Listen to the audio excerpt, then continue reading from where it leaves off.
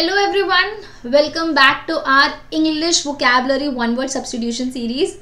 तो हम ऑलरेडी इसका सेशन 1 कवर कर चुके हैं जिसमें हमने 5 न्यू वर्ड सीखे थे एंड मैंने इसी के साथ साथ आपको हमारी जो वोकैबुलरी की प्लेलिस्ट है वो भी अटैच की थी सेशन 1 में। अगर आपने ये दोनों नहीं देखी हैं तो जाकर के उन्हें भी देख लीजिए टू इम्प्रूव और to increase your vocab words, क्योंकि वोकैबुलरी बहुत ही इंपॉर्टेंट सेक्शन एंड पार्ट है किसी भी कॉम्पिटिटिव एग्जाम का। और अगर आप कॉम्पिटिटिव एग्जाम की तैयारी नहीं भी कर रहे हैं but to improve your communication skills या फिर राइटिंग स्किल्स को है जिसमें आपको नए नए वर्ड्स की रिक्वायरमेंट है, तो भी आपके लिए वो वोकैबुलरी यानी आपका इंग्लिश का शब्दकोश अच्छा होना ज़रूरी है। इंप्रेशन बनाने के लिए भी तो ज़रूरी है ना, तो आपको पता होना चाहिए कब कहाँ पर कौन सा उसका रिप्लेसमेंट। एक अच्छा नॉर्मल एक हमने बोला कि यार मुझे बहुत भूख लग रही है, I am very hungry, but अगर मैं बोलूँ आई एम फैमिश्ड तो सुनने में को अच्छा लगता है ना। बट हाँ, उन्हीं के सामने बोलिएगा जहाँ पर आपको ओवर ना लगे। अगर आप बहुत ही ज़्यादा झाड़ने के पर्पज से बोल रहे हो ना इंग्लिश की, सामने वाले को समझ आ जाए कि यार ओवर कर रहा है, तो मत कीजिएगा, ठीक है। इंग्लिश इंप्रेस करने के लिए अच्छी लगती है लेकिन कम्युनिकेशन का पर्पस है, सामने वाले को समझ आए वो ज़्यादा इंपॉर्टेंट पर्पस होता है, ठीक है। तो हम तो मेन जो बात कर रहे हैं आपकी इंग्लिश इंप्रूवमेंट की बात कर रहे हैं। इसी के साथ साथ कोई भी आपका MBA एंट्रेंस एग्जाम हो, SSC हो, बैंकिंग हो, CUET के एग्जाम हो, एनी एंट्रेंस एग्जाम, इंग्लिश तो इंपॉर्टेंट सेक्शन है, वोकैबुलरी वाला पार्ट। तो चाहे वो वन वर्ड सब्स्टिट्यूशन के फॉर्म में पूछ ले, चाहे वो डायरेक्टली सिनोनिम एंटोनिम के फॉर्म में पूछ ले, and at times idiom phrases not vocab का पार्ट बोलूँगी, बट हाँ इंग्लिश सेक्शन का इंपॉर्टेंट सेक्शन है, वो पार्ट है वो भी। तो हम जल्द उसकी भी सीरीज़ लेकर आएंगे, बट फिलहाल हम वन वर्ड सब्स्टिट्यूशन पे कर लेते हैं। तो अच्छे से कर लेना यार उन्हें and do keep revising this, ठीक है। तो चलो सेशन 2 स्टार्ट करते हैं। हमारा वर्ड नंबर 6। तो आज का फर्स्ट वर्ड है something no longer in use. ऐसी क्या चीज़ है, उसको हम क्या बोलते हैं जिसको अब हम यूज़ नहीं करते हैं। जैसे हमारे पुराने कपड़े जो हमने पहनते पहनते हम बोर हो गए हैं, अब हम यूज़ नहीं करते हैं। कोई भी ऐसी चीज़, मे बी हमारा मोबाइल फ़ोन, मे बी कोई टेक्नोलॉजी, कोई भी ऐसी चीज़ हो सकती है जो अब यूज़ में नहीं है, उसको बोला जाता है ऑब्सलीट, ठीक है। कचरा वचरा नहीं है, कचरे में तो ठीक आइटम भी आते हैं, कचरे में बेकार आइटम भी होती हैं, ठीक है। बट ऑब्सलीट का मतलब है any kind of technology, any kind of thing जिसको हम पहले इस्तेमाल करते थे बट अब यूज़ नहीं होती। जैसे घर की भी पुरानी चीज़ें हैं, रखे रखे बहुत साल हो गए हैं, यूज़ करते करते बहुत साल हो गए हैं, बट अब यूज़ नहीं करते हैं, रख दिया हमने, ठीक है। काइंड ऑफ मतलब ऐसे बिल्कुल भी नहीं बोल सकते कि बेफालतू की चीज़, बट कबाड़ में नहीं बेच देते हम काफ़ी बार कई चीज़ें, तो उसको भी बोल सकते हो आप ऑब्सलीट, ठीक है। तो ऑब्सलीट टेक्नोलॉजी शब्द काफ़ी इस्तेमाल किया जाता है। ऑब्सलीट हो गए मेरे कपड़े, नए कपड़ों की ज़रूरत है अभी, ठीक है। तो जाओ फटाफट से, वैसे भी हमारी विंटर सेल लग रही है शॉपिंग करके आइए, चलिए। तो इसको बोलते हैं हम ऑब्सलीट। नया वर्ड देखते हैं, स्टेल्थली डन।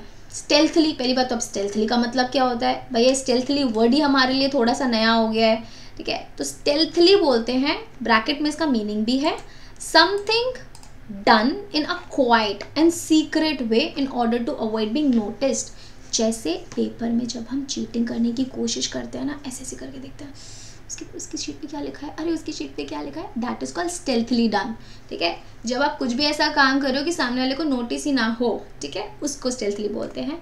जैसे दीज एक्सप्रेशंस, ठीक है, बट उसको वन वर्ड सब्स्टिट्यूशन में सरप्टिशियस बोला जाता है। इट्स नॉट श्योर, इट्स सरप्टिशियस, ठीक है। तो सरप्टिशियस, स्टेल्थली, इट मीन्स सीक्रेटली, जब आप किसी को कुछ नोटिस करने की कोशिश करते हो बट सामने वाले को पता ना चले, विदाउट बीइंग नोटिस्ड, जैसे हम ऐसे एक्सप्रेशंस पे कर रहे हैं। समझ आया? तो ये दोनों न्यू वर्ड हैं, सरप्टिशियस भी एंड स्टेल्थली भी। एक सेकेंड, राइट। दोनों वर्ड्स को अच्छे से याद कर लेना, क्वाइट सीक्रेटिवली, ठीक है। नेक्स्ट वर्ड देखते हैं हम हमारा, डू आई नीड टू, हाँ जी, मैंने अपनी इमेज छोटी कर लिया सो दैट आपको कंटेंट प्रॉपर दिख जाए, ठीक है। नेक्स्ट वर्ड है हमारा severely abusive writing in journals. Journals मतलब जब हम रिटर्न फॉर्म में एब्यूजिवली लिखते हैं, करते हैं कुछ भी कटाक्ष, ठीक है। उसको क्या बोलते हैं, ऐसे होता है ना न्यूज़पेपर में एक दूसरी पार्टी के ऊपर कटाक्ष हो रहे हैं, कुछ भी चीज़ बोला जा रहा है, उसको बोलते हैं स्करिलस। क्या बोलते हैं? स्करिलस। सीवियरली तो पता है अत्यधिक, ज़्यादातर एब्यूजिव, एब्यूज देना, गालियाँ देना, नॉट जेन्युइन वैसे वाली गाली नहीं है जो हम एक्चुअल में बोल देते हैं, कटाक्ष फॉर्म में, ठीक है। Writing in journals, written form में जब कभी भी ऐसे लिखा जाता है उसको बोलते हैं स्करिलस। ऑल्सो प्लीज़ इनकी स्पेलिंग्स भी याद करते रहना, बिकॉज बहुत से एग्जाम्स हैं जिनमें सीधा स्पेलिंग्स पूछता है। तो अगर कहीं पर ऐसा कोई वर्ड है जो आपने बहुत नया सुना है या पुराना भी है, तो बहुत कि आजकल तो व्हाट्सएप का ज़माना है ना, तो टेक्स्ट भी हम ऐसे लिखते हैं TXT टेक्स्ट, ओके का के लिखते हैं, तो स्पेलिंग ज़रूर याद कीजिएगा, ठीक है। वरना इसने ना सारी स्पेलिंग्स और राइटिंग लिखने की हैबिट ख़राब कर दी है, तो स्पेलिंग्स के नंबर कट जाएंगे। Extra marks for remembering spelling, not for good hand writing. अब तो MCQ है ना, सब्जेक्टिव पेपर थोड़ी है जो हैंड राइटिंग के मार्क्स मिलेंगे। ओके, तो ये जैसे ऐसे बोल रहे हैं। अच्छा, स्करिलस के और हमारे वर्ड्स कौन कौन से हैं? Abusive, opprobrious, this is also very good word, इसको भी याद करना। Opprobrious, obscene, obscenity, offensive, vituperative, insulting, coarse, वैसे भी कोर्स मील होता है ना, मोटा अनाज, तो बहुत बदतमीजी से बात करना, that is called course. Lewd, कटाक्ष करना, ल्यूड रिमार्क्स होते हैं। इनडिसेंट बिहेवियर होता है, ग्रॉस, ऐसे बोलते हैं ना, ओ ग्रॉस, ठीक है। तो ऐसी वाली जो चीज़ें होती हैं, these are the synonyms of scurrilous. तो सिर्फ एक वर्ड नहीं, आपको मल्टीपल वर्ड्स मिले स्करिलस के। Abusive, opprobrious, obscenity, offensive, insulting, coarse, vituperative, lewd, ठीक है। ये सारे वर्ड्स भी प्लीज़ याद कीजिएगा, ठीक है। वल्गर होता है, जैसे वल्गर मतलब ऐसे जैसे इस पर कटाक्ष से कर रहे हैं हम, ठीक है। कार्टून, कैरिकेचर भी आपने देखे होंगे, कार्टून से बने नहीं आते न्यूज़पेपर के ऊपर, किसी की नाक बड़ी दिखा दी, कैरिकेचर होते हैं, रिमार्क्स, तो वो भी मजाक उड़ाना ही है काइंड ऑफ, ठीक है। That is called स्करिलस।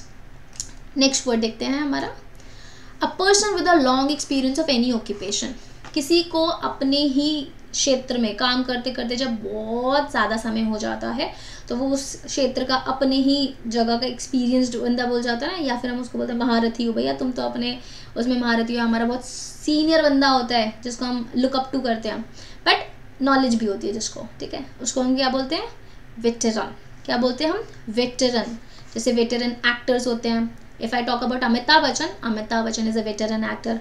Kapil Dev की बात करूँ, सौरभ गांगुली है, Sachin Tendulkar, these are veteran players, क्योंकि महारथी हैं, अपनी फील्ड में इतने एक्सपीरियंस हैं कि किसी को ज्ञान भी दे सकते हैं, ऐसा नहीं है। अच्छा, वेटरन, हमारे वेटरन डे भी मनाया जाता है, वेटरन आर्मी डे होता है, एयरफोर्स डे होता है, टू सर्व दी उन लोगों को जिन लोगों ने हमारे लिए अपनी जान दी है, ठीक है। तो हम उन लोगों के लिए याद करने के लिए रिमेम्बरेंस डे होता है, तो वेटरन डे भी होता है। एंड वेटरन उनको भी बोलते हैं जिनको अपनी फील्ड में या अपनी ऑक्यूपेशन में लंबा एक्सपीरियंस होता है, ज्ञान हो जाता है, ठीक है। तो वेटरन वर्ड याद हो गया। वो वेटरन डॉक्टर से मत याद कर लेना, कभी आपको लगे कि वही जो पशुओं के जानवर को veteran doctor, that is different, this is different, spelling में फ़र्क होता है, ठीक है। 10th लास्ट वर्ड है हमारा आज का, a person coming to a foreign land to settle there. Coming, अगर कमिंग है तो हम उसको बोलते हैं इमीग्रेंट। इम आना, एम जाना, ठीक है। तो इमिग्रेशन फॉर्म आप भरते हो जब आप अपनी कंट्री से किसी दूसरी कंट्री में जाते हो, वीज़ा वगैरह के लिए अप्लाई करते हो, तो इमिग्रेशन आपकी जगह होती है, इमिग्रेशन डेस्क होती है, या इमिग्रेशन फॉर्म भरा जाता है। तो एमी जब आप यहाँ से कहीं जाते हो, और जब आते हो तो दैट इज कॉल्ड इमी, ठीक है। तो इमी और एमी दोनों याद रखना, ठीक है। आना इज इमी, जाना इज एमी। ई लग जाता है, वैसे भी ई लाइक जाना होता है, बाहर के लिए होता है। एग्जिट का ई होता है, एक्स बाहर होता है, ठीक है, एक्स का मतलब बाहर होता है, तो ई लग गया नहीं, बाहर से रिलेटेड है, तो आप ऐसे इसको याद कर सकते हो। तो 2 वर्ड्स हमने पढ़े।